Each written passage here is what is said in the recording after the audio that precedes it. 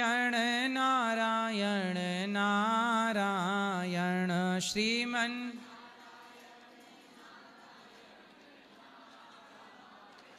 भजमन नारायण नारायण नारायण।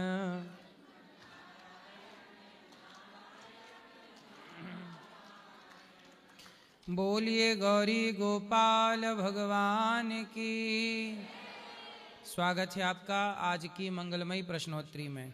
जिन जिन का प्रश्न है वो अपने हाथ उठाएं जी।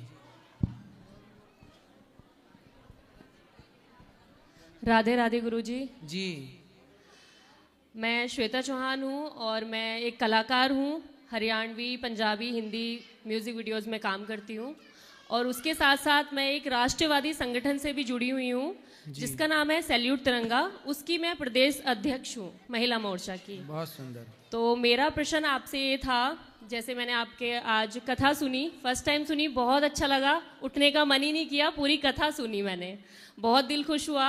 और मेरा प्रश्न आपसे ये है कि जैसे मैं युवा हूँ, मेरे साथ पूरा हिंदुस्तान में बहुत सारे युवा हैं, तो उनको राष्ट्रवादी विचारधाराएं और अपने सनातन धर्म को आगे बढ़ाने के लिए, और तीसरा मेरा ये है कि जैसे पशुओं के लिए आपने बात कही थी, तो मैं बहुत बड़ी पशु प्रेमी हूँ, मैं जानवरों का बहुत ध्यान रखती हूँ। ऐसा नहीं है कि गाय हमारी माता है तो हम गाय को मारेंगे नहीं। मैं भैंस का, कुत्तों का, बंदर, बिल्ली, जो भी मेरा मतलब जो भी जानवर होता है, मैं सबकी सेवा करती हूँ, सबका ख्याल रखती हूँ। तो जो आज बढ़ रहा है ये नॉनवेज खाना और गायों को काटना, कुत्तों को मारना, तो उसको हम कैसे रोकें और अपने सनातन धर्म को कैसे बचाएं और राष्ट्रवाद की भावनाएं हम जैसे युवाओं में कैसे बढ़ें, इसका मार्गदर्शन आप दें। राष्ट्रवाद की बात कथा में हम करते ही हैं। कथाएं सुनेंगे तो राष्ट्र प्रेम अपने आप होगा।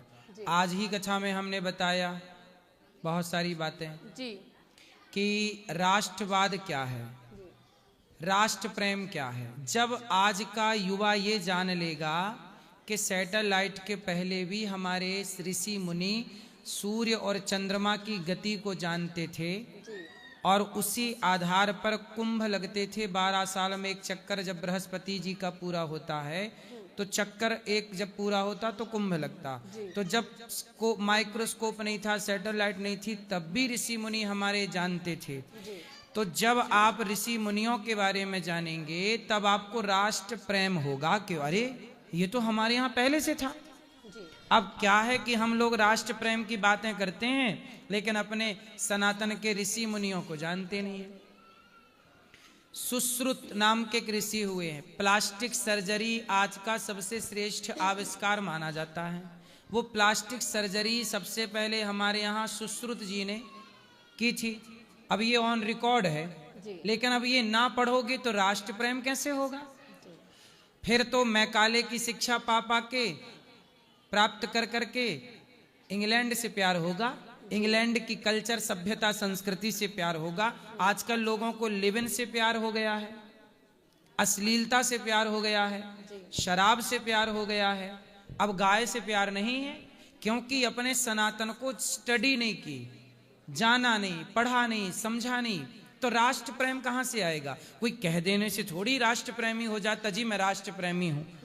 राष्ट्र प्रेमी का मतलब है कि आप अपने राष्ट्र की गहराइयों को जानें, राष्ट्र की विशेषताओं को जानें कि हमारा भारत महान है तो क्यों, क्या कारण, क्या विशेषता है जो दुनिया आज ना जान पाई। वो ऐसा हम क्या जानते थे कि हम विश्व गुरु हुआ करते थे।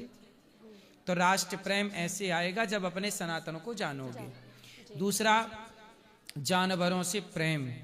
आज की कथा में हमने ये बात भी कही जी, मैंने सुनी। और मतलब लोग कथा सुनते हैं उसके बाद भी चीज़ें, मतलब बहुत सारी चीज़ें होती हैं कि कथा सुन रहे हैं तब लगेगा हाँ ठीक है ये है, उसके बाद वापस से वो उस पर मतलब इफेक्ट नहीं होता है लोगों के ऊपर ना।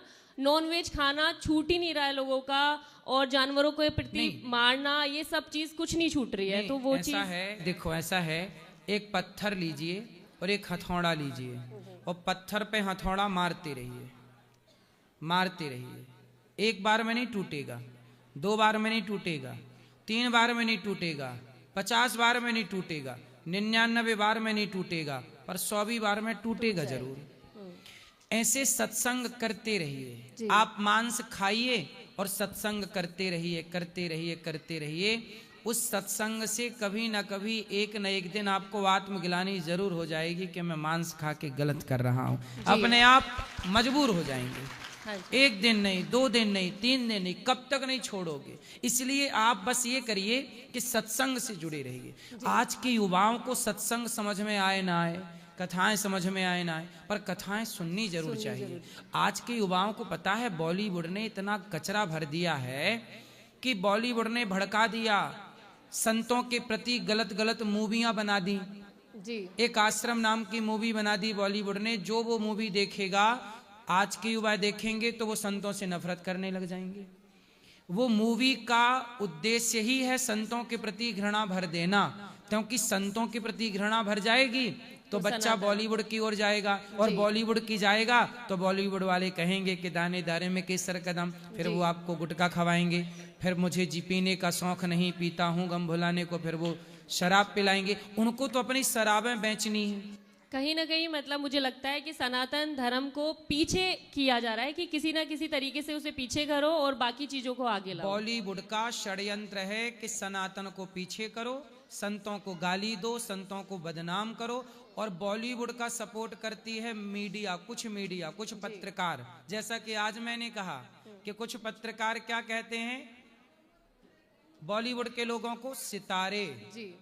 आज सितारों ने वोट डाली, मतलब बॉलीवुड के उन गंजेड़ियों को जो गांजा पी रहे हैं, शराब पी रहे हैं और जुआ खेल रहे हैं, जुआ खिला रहे हैं, और जो गुटखा बेच रहे हैं, गुटखा खा रहे हैं, उनको सितारे।